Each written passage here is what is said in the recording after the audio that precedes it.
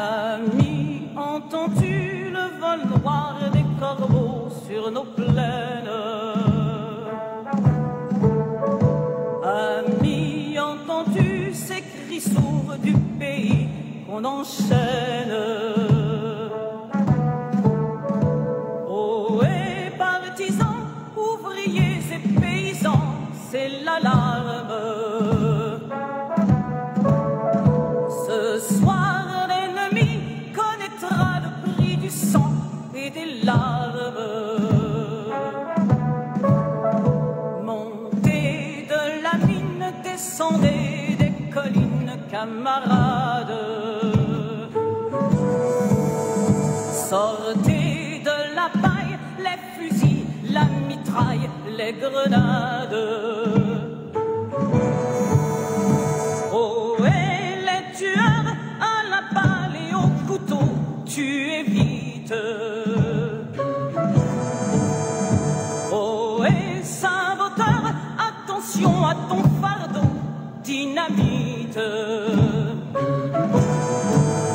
C'est nous qui brisons les barreaux des prisons pour nos frères. La haine à nos trousses et la faim qui nous pousse la misère.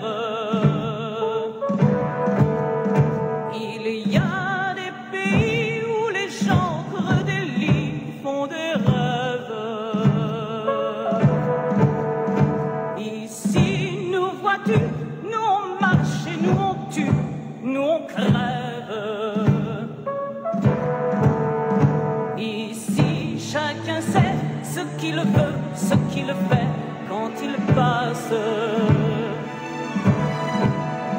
Ami, si tu tombes, un ami sort de l'ombre à ta place. Demain, du sang noir séchera au grand soleil sur les routes. Chantez, compagnons, dans la nuit, la liberté nous écoute.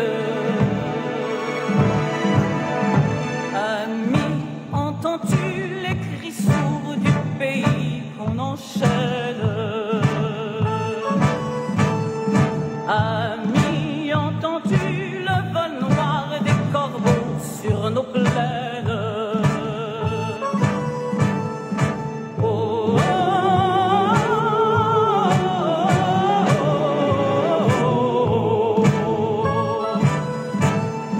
oh,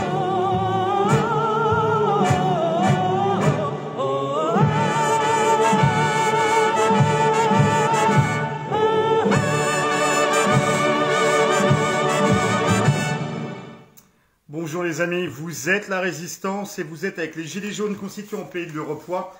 Aujourd'hui, nous sommes avec le citoyen Gilet jaune Daniel Bachet sur un sujet du Fordisme à la finance dérégulée. On va essayer de découvrir ce sujet-là. Daniel Bachet, donc tu es Gilet jaune, mais tu es aussi professeur émérite de sociologie à l'université d'Evry Paris-Saclay, avec des recherches portant sur le travail, l'entreprise, la finance, les outils comptables et l'économie sociale. Tu as été aussi directeur de département au Centre d'études des systèmes et des technologies avancées, le CESTA. CESTA. En 1980, ça a été créé en 1981. C'était relié au ministère de la Recherche. Puis chargé de mission au commissariat général du plan de 88 à 94, où tu as été rapporteur et co-rapporteur de plusieurs commissions du 10e et 11e plan. C'est ça. Et aussi, tu as été chargé de mission à l'Agence nationale pour l'amélioration des conditions de travail, l'ANACT, jusqu'en 1996. L'ANACT. Tu as été aussi, tu as fait des livres, des ouvrages. 2007, les fondements de l'entreprise, construire une alternative à la domination financière, aux éditions de l'Atelier. En 2016, critique de la finance capitaliste, aux éditions du Croquant. Et en 2019, reconstruire l'entreprise pour émanciper le travail, aux éditions UPPR. C'est ça.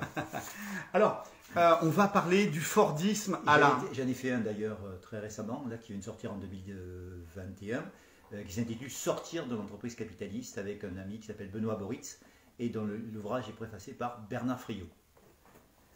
On va parler du Fordisme à la finance dérégulée. Alors, au niveau du plan, première partie, comment caractériser le capitalisme. Deuxième partie, le Fordisme. Troisième partie, dérégulation du commerce, des biens et des services, situation actuelle, le libre-échange. Quatrième partie, la dérégulation des financements, toujours très actuelle. La cinquième partie, ce qui en découle, le gouvernement d'entreprise. Tous les pouvoirs aux actionnaires, maximiser la valeur des actions au détriment du salarié, du travailleur. Et puis la dernière partie, peut-être la plus intéressante qui nous ouvre. Comment en sortir? Et voilà, comment l'attaquer, pourquoi et comment l'attaquer. Et là, tu vas parler d'attaque. Justement, l'association Attaque, par rapport à la taxation des profits financiers. Très bien, c'est à toi. Comment caractériser le capitalisme aujourd'hui? Très bien. Ben, écoutez, d'abord, sur un plan global, effectivement, il faut bien partir de ce constat, de cette analyse première, si vous voulez. C'est qu'on parle souvent du capitalisme sans être exactement informé de ses caractéristiques essentielles. Alors, de quoi s'agit-il? Les structures du capitalisme, c'est quoi? C'est d'abord des rapports marchands, c'est-à-dire en fait, si vous voulez, des rapports où la production de marchandises, le marché et la consommation, effectivement, ont un poids très important, donc ce sont des rapports marchands. Ce sont également des rapports monétaires et financiers, deuxième point. Et troisième point, c'est un rapport capital-travail, c'est-à-dire ce qu'on appelle le rapport salarial.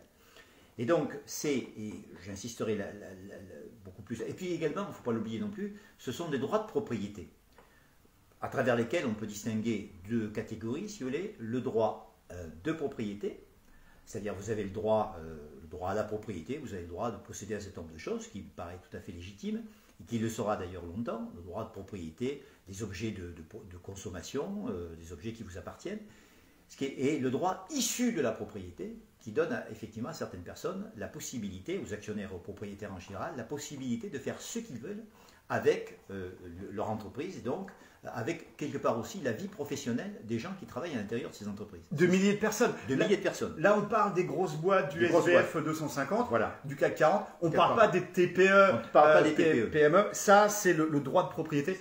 Voilà. Toi, c'est le droit issu de la propriété qui concerne, comme tu le dis, des grandes entreprises, mais aussi parfois les entreprises moyennes, dans lesquelles effectivement le chef d'entreprise fait à peu près ce qu'il veut. On y reviendra là-dessus, mais si on veut parler de la démocratisation des entreprises, c'est la démocratisation des grands groupes, mais également des entreprises moyennes, voire effectivement d'un certain nombre de petites entreprises. Ça concerne beaucoup moins les entreprises artisanales, pour lesquelles on reviendra, qui sont tout à fait spécifiques. Et donc, voilà et c'est ce qui caractérise essentiellement, et on le verra, l'axe fort du capitalisme, c'est le rapport capital-travail qui structure l'ensemble des rapports sociaux. Parce qu'évidemment, les rapports marchands, c'est important. Alors ça veut dire que si on remet en question les rapports marchands, il faudrait remettre en question la monnaie, remettre en question la finance en tant que telle, etc. Ce qui n'est pas obligatoirement le problème. Ce qui est le problème, c'est ce rapport capital-travail, aujourd'hui, ou rapport salarial, qui est un rapport de subordination du travail vis-à-vis des détenteurs de capitaux. C'est vraiment ça le cœur du système. C'est-à-dire qu'on aura toujours besoin d'un rapport marchand, enfin, il y aura toujours des rapports marchands en tant que tels, simplement ils n'auront pas la forme qu'ils ont prise aujourd'hui, il y aura toujours des rapports monétaires et financiers, et ce qui pose problème dans le cas du capitalisme, c'est le rapport capital-travail, derrière laquelle effectivement se trouve quoi? La manière de produire et de reproduire la société à travers un modèle social et économique et financier. C'est ça qui est le problème. Mais alors, par exemple, au niveau de la souveraineté populaire monétaire, la pierre angulaire de la souveraineté populaire, l'argent, ça va de pair.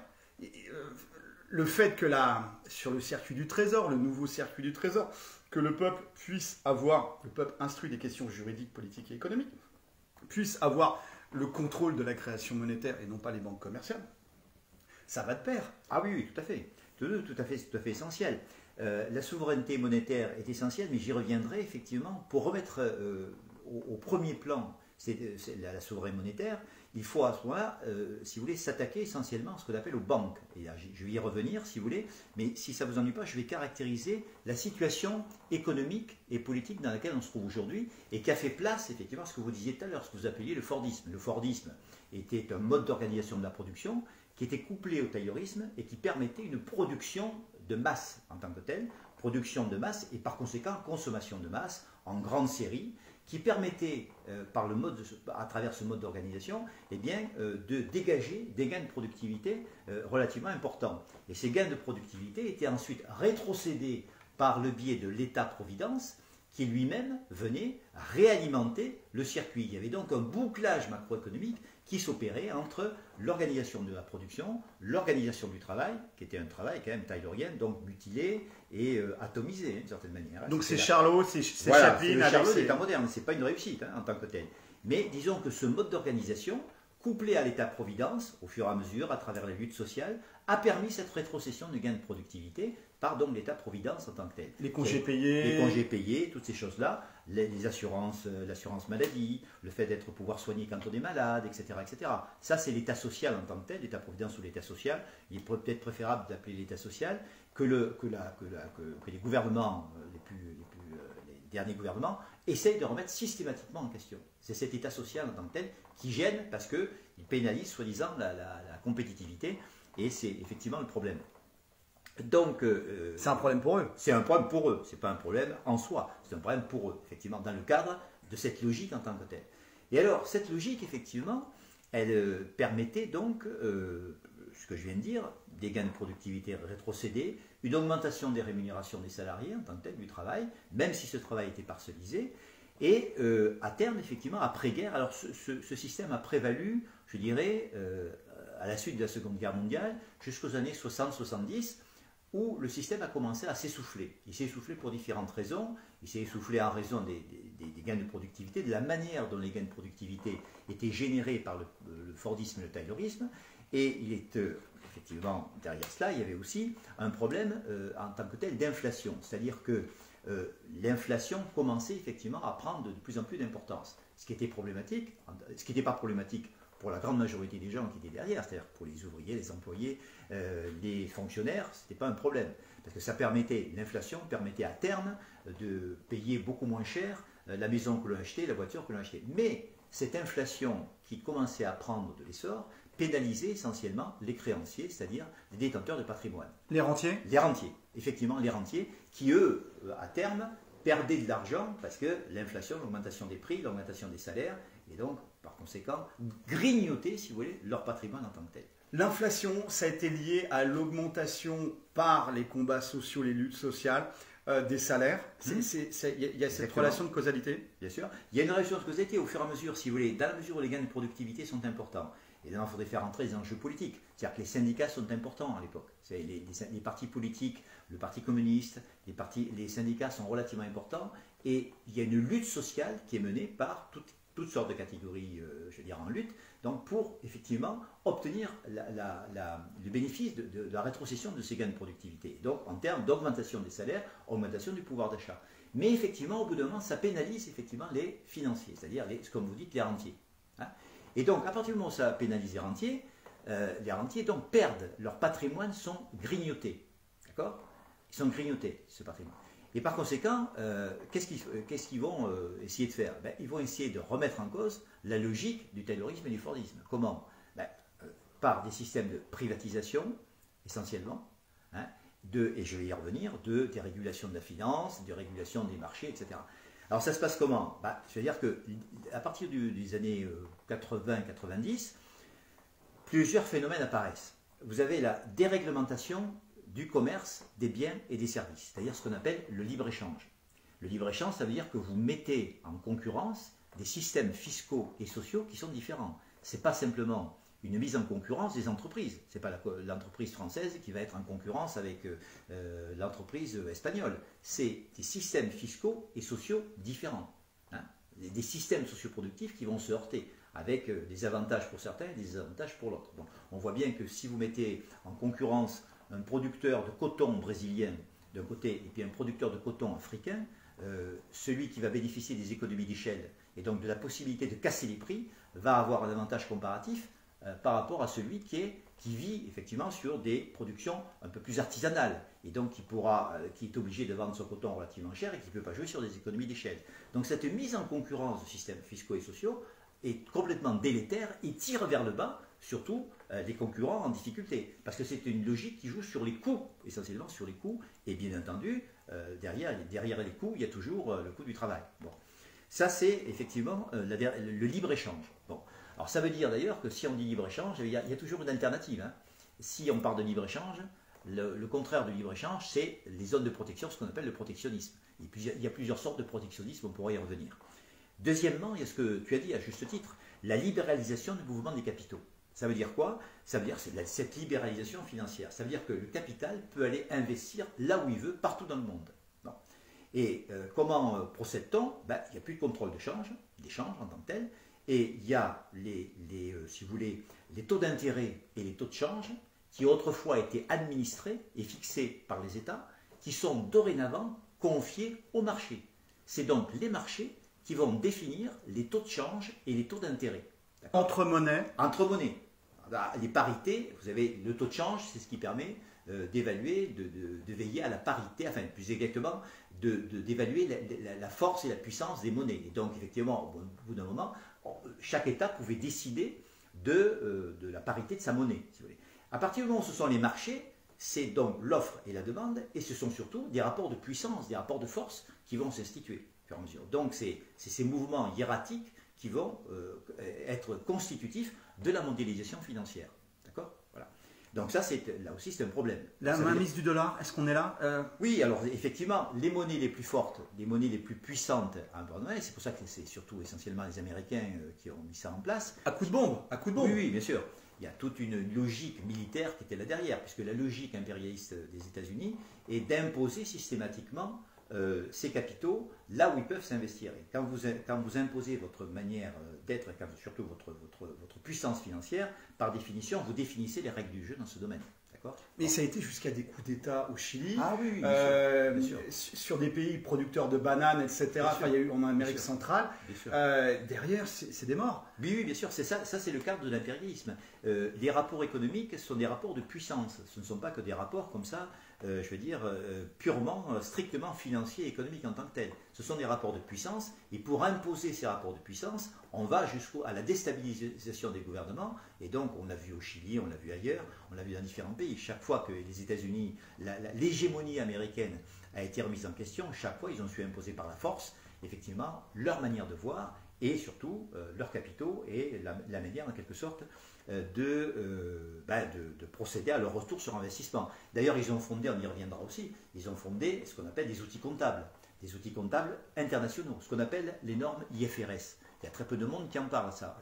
Certains veulent changer les rapports les règles du jeu, veulent changer les choses, veulent valoriser le travail, alors que ce qui fixe aujourd'hui les normes mondiales, c'est ce qu'on appelle les normes IFRS, International Financial Reporting Standard, si vous voulez. Ce sont des normes internationales qui fixent, si vous voulez, alors, grosso modo, ça favorise quoi? Ça favorise les jeux boursiers, et aujourd'hui, vous savez que les taux de rentabilité au niveau mondial sont de l'ordre de 15 à 20%.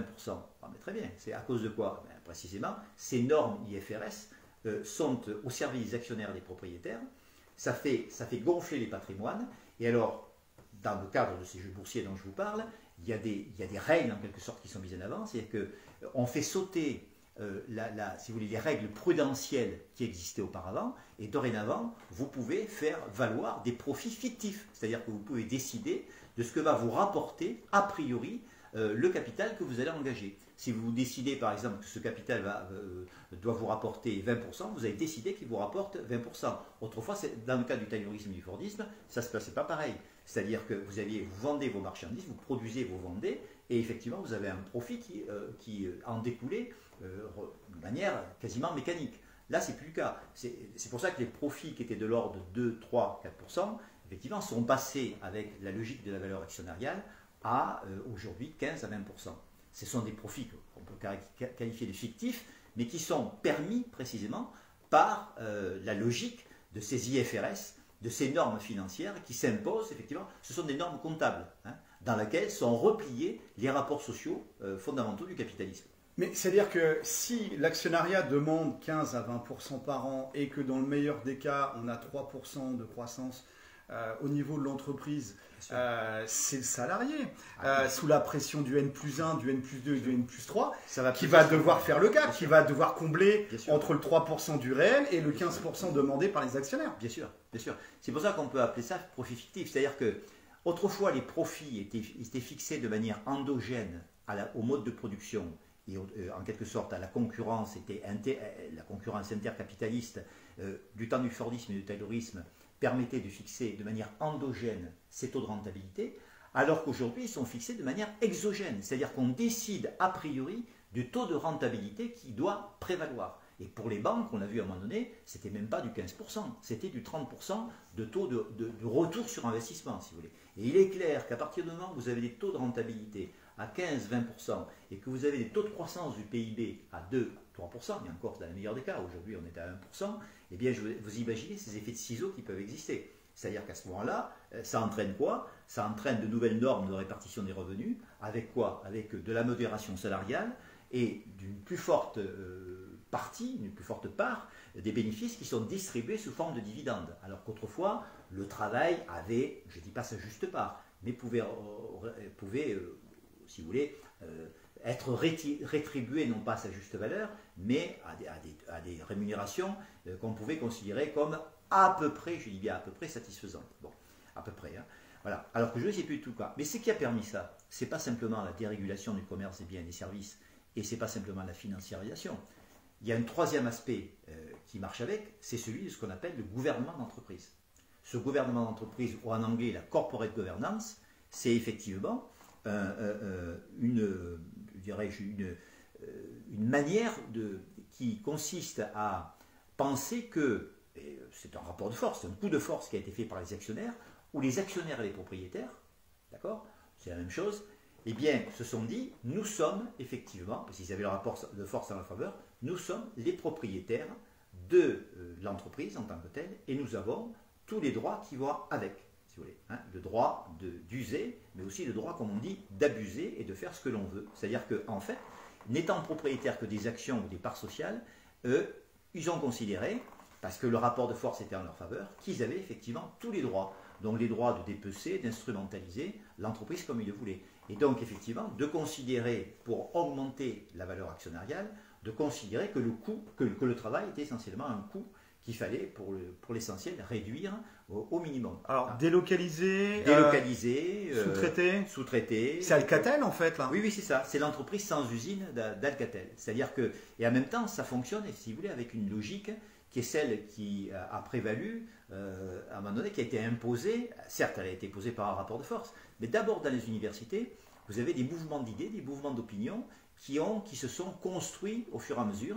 Et alors, je ne remonterai pas jusqu'au Mont Pèlerin, où le libéralisme a commencé effectivement à devenir hégémonique, mais à essayer de devenir hégémonique. Il est devenu de fait à travers des catégories comptables, des visions économiques. La vision de Friedman aux États-Unis, ou la vision de Hayek, c'est de considérer que l'entreprise est au service exclusivement des actionnaires et des propriétaires, et que l'objectif, c'est pas simplement de maximiser le profit, c'est de maximiser le cours de l'action en bourse. D'accord? Et à partir du moment où vous avez cette logique-là, je veux dire, les autres parties n'existent pas. Le travail ne sera considéré comme un coût. Vous voyez, ce qui est important, c'est ça. L'impact sociétal, l'impact environnemental, le bien commun, non. Tu peux polluer, tu te délocalises, tu t'en fous. Non, ils s'en fichent parce que ce qui compte pour eux, c'est le marché. Ils considèrent que le marché va trouver la meilleure allocation des ressources. Et par conséquent, le marché sera à terme, il y aura des ajustements, il y aura des crises, certes, mais le marché trouvera toujours la même solution. Il suffit simplement de l'accompagner, de ne pas le perturber, parce que en tant que tel, le libéralisme n'est pas contre l'intervention étatique, l'intervention de l'État, mais dans un certain sens, elle est au service des détenteurs de capitaux. Et elle est là pour accompagner une vision, accompagner le marché. Le marché doit être, etc. Ce que l'on voit fondamentalement, c'est que pendant les 30 Glorieuses, on avait un système concurrentiel, évidemment. Là, ce n'est plus un système concurrentiel, puisque avec les rapports de concurrence et les rapports de force, les rapports de puissance, vous avez de grandes sociétés de grandes entreprises, effectivement, qui se mettent en place, vous voulez, et qui, au bout d'un moment, deviennent quasiment monopolistiques et fixent les règles du jeu au niveau de toutes les autres. Les Google, Amazon, etc., ce qu'on appelle les GAFAM, d'ailleurs, sont aujourd'hui dominantes. En Chine, c'est le cas aux États-Unis, mais c'est effectivement dans des grands pays industriels où effectivement ces entreprises ont des quasi-pouvoirs de monopole et font à peu près ce qu'elles veulent. En particulier, elles ne permettent pas à de nouveaux acteurs d'émerger, puisqu'au contraire, elles rachètent les différentes entreprises qu'elles assimilent, qu'elles intègrent, et qui leur permet d'avoir un pouvoir oligopolistique encore plus important. La concurrence se transforme à terme en système monopolistique ou oligopolistique. Mais par exemple, la grande distribution qui arrive à monopoliser la distribution, justement, et qui devient même néfaste pour les petits producteurs, et qui impose ses volontés aux petits producteurs et les prix aux consommateurs, ces intermédiaires qui... Ah, mais ça, c'est la logique même, effectivement, de la grande distribution aujourd'hui, qui capte tout, qui étrangle les petits producteurs avec tout un système de marge arrière qu'il faudrait, effectivement, il y a des manières de faire, si vous voulez, mais effectivement, elles imposent leur manière de voir aux petits producteurs, elles les obligent en quelque sorte à baisser les prix, puisque cette logique en tant que telle est une logique qui ne prend pas en compte le travail, et même ce travail, y compris des petits producteurs, non seulement à l'intérieur de l'entreprise, mais également des petits producteurs. Des petits producteurs, en tant que tels, sont obligés, sont sommés de faire en sorte que les prix soient les plus bas possibles pour que d'abord la grande distribution puisse vendre au maximum, si vous voulez. Et répondre aux 15% de et répondre aux 15%, effectivement, parce que pour les actionnaires. Voilà, parce que ces grandes entreprises de la distribution, elles, effectivement, sont d'abord étalées sur un plan mondial et obéissent à des normes de rentabilité qui sont, elles aussi, effectivement, comme on dit, fixées au niveau mondial. Là, c'est plus, comme on dit, endogène, c'est exogène. Le taux de rentabilité est fixé, on se dit, bon, ben, on considère qu'effectivement, compte tenu de la concurrence et de nos principaux concurrents, que ce taux de rentabilité doit être fixé à 12%. C'est totalement arbitraire. Et si effectivement... Mais qui le décide, ça? Ah ben ça, c'est effectivement les analystes financiers, la direction, le conseil d'administration, en coopération avec des analystes financiers qui se disent, effectivement, ils ont leur stratège, ils disent, voyons, nos concurrents obtiennent à peu près 12%. Donc nous, on va faire à 12,5%, voire 13%. Alors qu'ils pourraient parfaitement vivre avec des taux de rentabilité à 5, 6, 7%. Même moins, si vous voulez. Bon, mais ça, c'est simplement, si on veut augmenter les dividendes, la seule manière d'augmenter les dividendes, c'est augmenter le cours de l'action en bourse, c'est-à-dire le taux de rentabilité des capitaux propres. Donc, voilà comment ça se passe à ce niveau-là. Donc, c'est un choix arbitraire et politique. Mais est-ce que c'est pas une logique court-termiste qui arrive finalement au suicide d'Alcatel? Alors oui, bien sûr. Je veux dire que, alors ça, on va rentrer, si vous voulez, là-dedans. Oui, bien sûr. Ça, à terme, d'abord, si on ne se fixe que sur les taux de rentabilité, comme vous le disiez tout à l'heure, tout le travail qui produit la valeur n'est pas pris en compte. D'accord? Donc en fait, à terme, si vous voulez, la manière de voir et de compter oriente les décisions d'investissement, oriente les décisions stratégiques. Et cette manière de compter, elle est décisive. Cette manière de voir et de compter à travers des outils. Parce que quand on prend des décisions, on les prend sur base d'outils. Si vous avez des outils qui sont déformés ou qui vous montrent la réalité d'une certaine manière, il est clair que vous risquez d'aller à la catastrophe. Et donc, si vous êtes sur une logique de rentabilité à 15-20%, que votre marché commence à saturer, que vos concurrents commencent à vous prendre des parts de marché, parce qu'ils sont tous fondés sur la logique des coûts. Hein. Il y aurait une manière plus intelligente, c'est d'être fixé sur un rapport coût-valeur. C'est-à-dire que je regarde effectivement combien ça coûte, parce qu'il y a toujours un coût, mais je regarde aussi ce qui rapporte. Quels sont les facteurs de valeur, la qualité des produits, la sobriété, comment je pourrais en quelque sorte valoriser ça, et comment je pourrais aussi valoriser le travail de ceux qui produisent cette valeur. La durabilité des produits aussi, parce que là on pourrait parler... C'est l'obsolescence programmée, oui.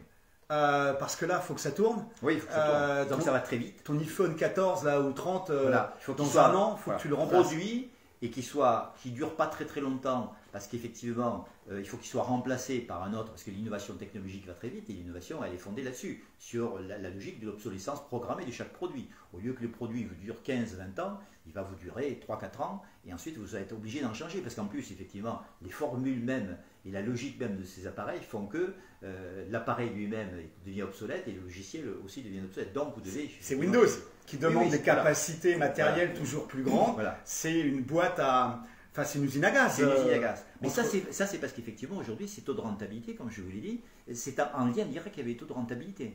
Si vous aviez les taux, si vous aviez une autre manière de compter, en quelque sorte, que celle qui prévaut aujourd'hui... Une nouvelle comptabilité. Une nouvelle comptabilité, c'est-à-dire une nouvelle comptabilité, c'est une autre manière de voir et de compter qui existe que...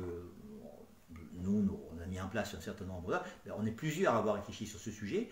Et cette nouvelle manière de voir et de compter, elle est déjà opératoire. Elle est déjà opératoire dans les entreprises. C'est-à-dire que si les entreprises le souhaitent, nous pouvons déjà intervenir pour les repositionner sur des sentiers de développement si elles sont en difficulté. Vous avez un ingénieur et des économistes qui ont travaillé sur ces questions-là, en particulier un des grands promoteurs de cette logique. Là, vous avez la logique de la valeur ajoutée par Paul-Louis Brodier, la logique effectivement de la logique ce qu'on appelle CARE, la logique qui a été mise en place par Jacques Richard, et d'autres effectivement qui refondent la manière de voir et de compter. Et donc, si vous dites par exemple, la logique d'une entreprise n'est pas simplement de faire du profit, mais la logique d'une entreprise, c'est d'abord de produire des biens et des services pour effectivement répondre à des besoins sociaux, alors déjà vous êtes sur une logique différente.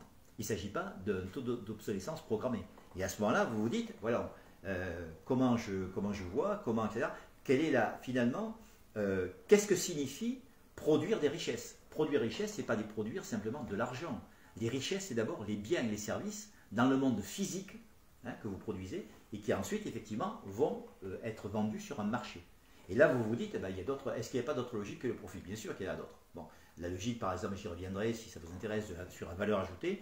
La véritable richesse de l'entreprise, une fois qu'elle a vendu les biens et les services, ce n'est pas le profit. Le profit, ce n'est qu'un solde ou un résultat. C'est ce qu'on appelle la valeur ajoutée.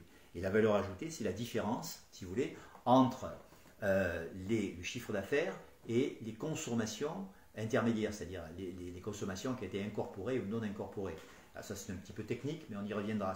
La valeur ajoutée, c'est une grandeur d'ailleurs qui est reconnue dans le système de comptabilité nationale. Mais elle n'est jamais, curieusement, elle n'est jamais utilisée dans le système de pilotage des entreprises au quotidien. Parce que les entreprises au quotidien sont formatées par une logique, effectivement, simplement profit. Et dans la logique profit, qu'est-ce que vous faites? Vous prenez le chiffre d'affaires et vous sortez les coûts d'exploitation. C'est-à-dire que vous enlevez les achats, les salaires, les amortissements, les impôts et les taxes, et vous avez ce qu'on appelle le résultat. Sauf que si vous faites comme ça, eh bien, l'entreprise comme structure productive n'existe pas. D'accord? C'est-à-dire que vous ne faites pas le passage du monde physique des biens et des services au monde économique et financier. Alors vous pouvez parler de tout ce que vous voulez, vous pouvez changer, vous dire oui, on veut valoriser le travail, mais ça c'est premier, c'est pas quelque chose de secondaire, c'est essentiel, c'est le cœur du système. D'accord? Et donc, si vous voulez sortir de ça, comme je l'ai dit, la valeur ajoutée c'est bien plus intelligent que la valeur ajoutée, je vous l'ai dit, donc c'est la différence entre le chiffre d'affaires, les consommations directes et les consommations de fonctionnement. Alors les consommations directes, là on a un pain au raisin, par exemple. Voilà. Les consommations directes, ça serait quoi? Alors, une fois que ce pain en raisin il a été vendu, d'accord, sur un marché, donc, vous avez votre valeur ajoutée qui vous a permis de vendre ceci, le pain, et puis tout le reste. Bon. La valeur ajoutée directe, c'est la différence entre ce chiffre d'affaires et le coût de la farine qui vous a permis de produire effectivement ce pain ou ce pain en raisin. Le beurre, les raisins. Voilà, tout ça. Voilà. Toutes ces consommations intermédiaires qui ont été incorporées.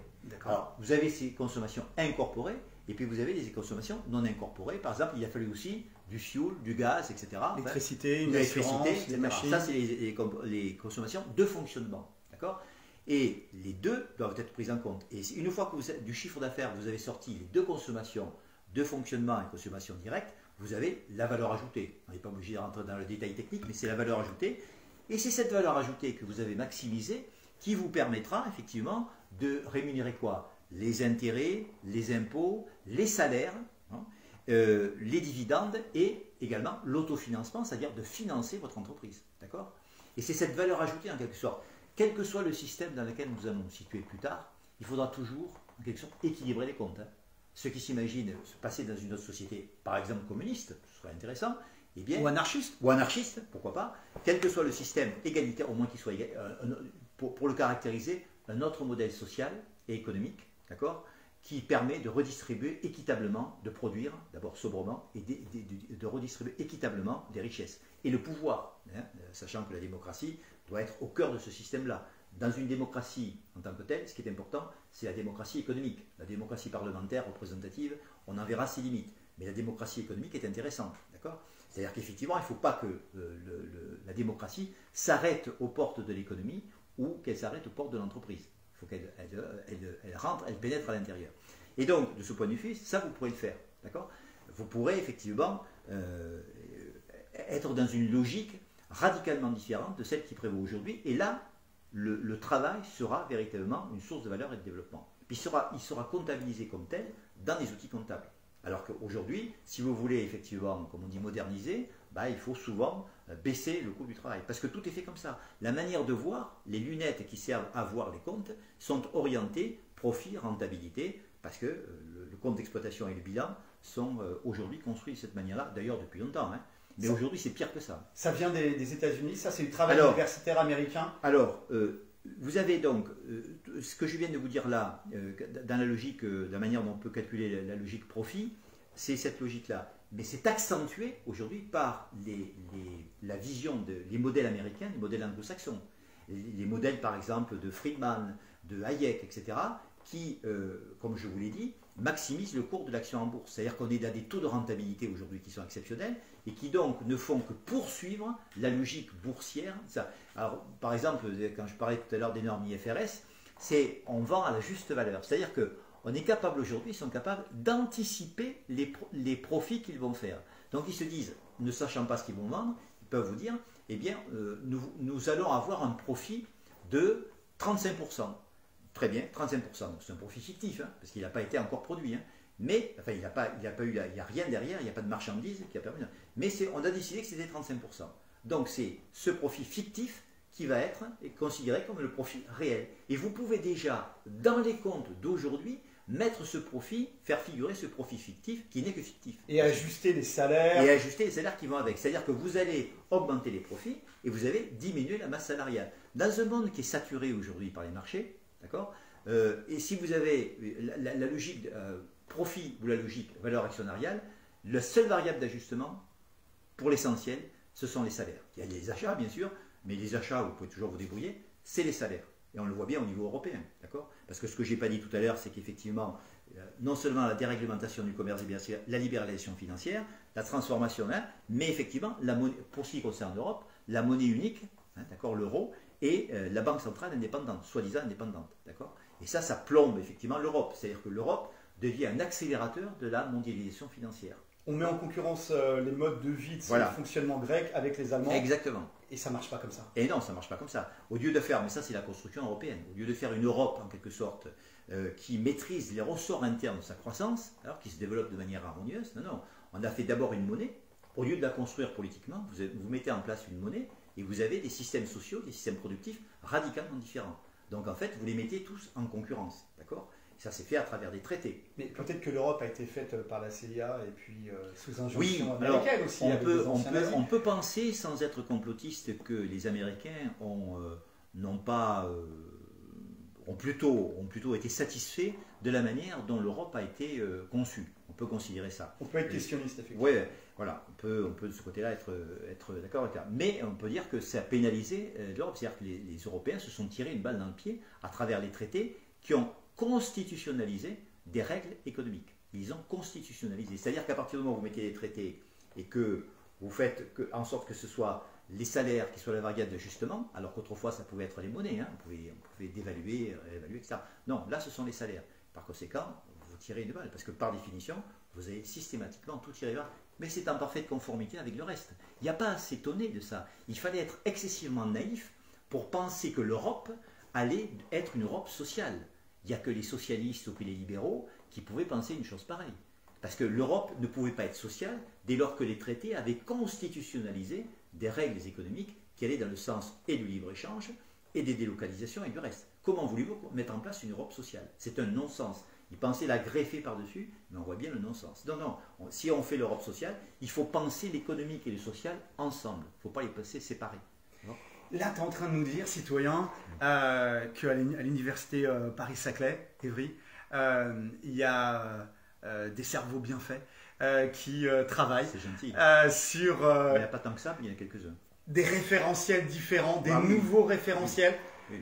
pour concevoir l'économie de façon différente Sûr. et de façon beaucoup plus humaine, sûr. centrée sur l'humain Bien sûr. et Oui, non oui. pas sur le profit. Ah bien sûr, oui, oui. Oui, oui, il existe, il en existe autant, pas que à l'université de Paris-Saclay, oui, il y a un certain nombre de mes collègues qui travaillent sur des sujets, sur des thèmes importants, puis d'autres sur des sujets secondaires.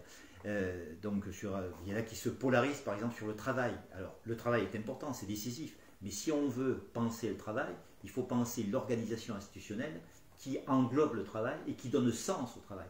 Donc on ne peut jamais dissocier le travail de l'entreprise, du système productif lui-même et des politiques macroéconomiques qui vont permettre des enchaînements vertueux entre le travail, la production et la redistribution des richesses. D'accord ?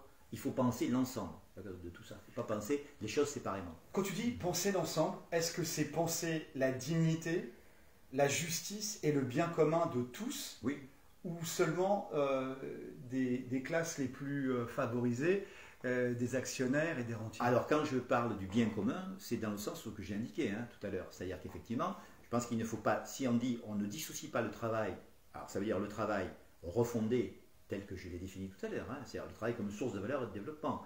Une entreprise refondée, des outils comptables qui n'ont strictement rien à voir avec ceux qui prévalaient, et ils ne sont pas là pour enrichir les actionnaires, ils sont là pour veiller aussi à un outil comptable intelligent, c'est un outil comptable qui veille au bien commun, à faire en sorte que les inégalités se rétrécissent au maximum et qu'il n'y ait plus d'inégalités, et qu'en plus, les problèmes climatiques soient pris en compte.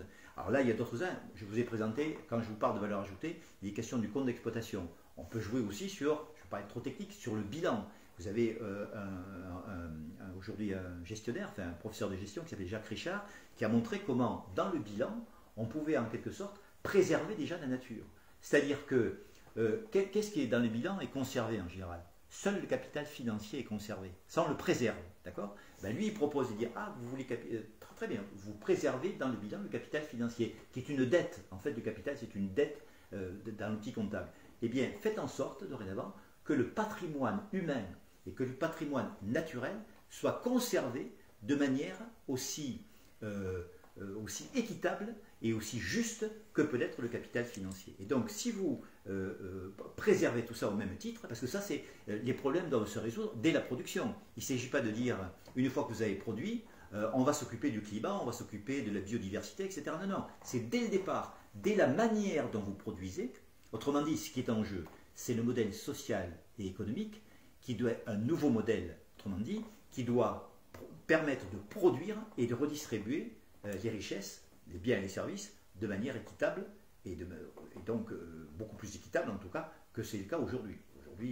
Et ce qui permettrait aux inégalités de se réduire et donc d'être dans un système qui nous préserve, en fait, qui nous préserve à nous, êtres humains, et qui préserve la nature sur le long terme. Et ça, c'est indissociable d'une nouvelle manière de voir et de compter. Faire l'impasse sur ce sujet-là, c'est grossier, etc. Après, toutes les politiques économiques en découlent. Il n'y a pas comment dirais-je, à s'interroger ou à se lamenter de la manière dont les gouvernements de droite et de gauche ont géré les choses. Puisque de toute façon, la manière dont ils concevaient les uns était sensiblement les mêmes. Un modèle, grosso modo, comme je l'ai dit, néolibéral, avec toutes les caractéristiques que pouvaient avoir ces modèles-là. C'est un modèle, c'est la manière de voir, la manière de compter et la manière, effectivement, de considérer l'organisation sociale. D'accord ? Ça serait intéressant de voir d'appliquer à ce modèle, à ce nouveau référentiel que vous avez mis en place, que vous avez conceptualisé, par exemple, le produit glyphosate. Ah oui, bien sûr. Bien sûr. Tu vois, l'impact sur la santé humaine, bien sûr. sur l'impact sur les animaux, les insectes, etc. Alors là, on pourrait le prendre comme ça, mais ça veut dire que si on est intelligent dans ce cas-là, dès le départ, on n'utilise pas du glyphosate. Si on se dit, voyons, comment on va produire, comment on va préserver la nature, à ce moment-là, tous les intrants, on fait attention à tous les intrants. Et par exemple, on pratique l'agriculture biologique plutôt que l'agriculture industrielle, déjà. On ne met pas de pesticides dès le départ, si vous voulez. C'est dès le départ que ça se joue. Il ne s'agit pas de dire, vous voyez, c'est pour ça que l'outil comptable est vraiment essentiel. À outil comptable inchangé, vous ne changerez pas les rapports sociaux. En revanche, si vous changez les outils comptables, moi je dirais que c'est un préalable pour le reste. Alors évidemment, il faut tout changer en même temps. Chaque fois qu'il y a des leviers, il faut utiliser ces leviers. Hein. Comme j'ai dit tout à l'heure, remettre les politiques publiques, ce sont des politiques publiques qui nous ont conduit à la situation actuelle. Il faut que les politiques publiques poussées par tous les citoyens eh bien, remettent de l'ordre dans tout ça, c'est-à-dire effectivement remettre en place des protections là où c'est nécessaire, que les taux de change et les taux d'intérêt soient fixés dorénavant par les États, qu'il y ait un véritable contrôle d'échange et qu'il n'y ait plus, comme c'est le cas aujourd'hui, de mouvements erratiques des capitaux qui font que ceux-ci vont se placer d'un bout à l'autre de la planète sans avoir à rendre des comptes. Ça, c'est terminé. Il faut un contrôle citoyen sur ce que vous avez dit tout à l'heure, sur la monnaie. Il faut un contrôle citoyen sur les banques. Il faut un contrôle citoyen sur les entreprises, c'est-à-dire sur la production et la redistribution des richesses.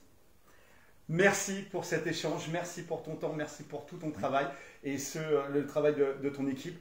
Force et honneur, on ne lâche rien, on va en faire d'autres des vidéos. À très bientôt les amis de la Résistance. Merci à vous.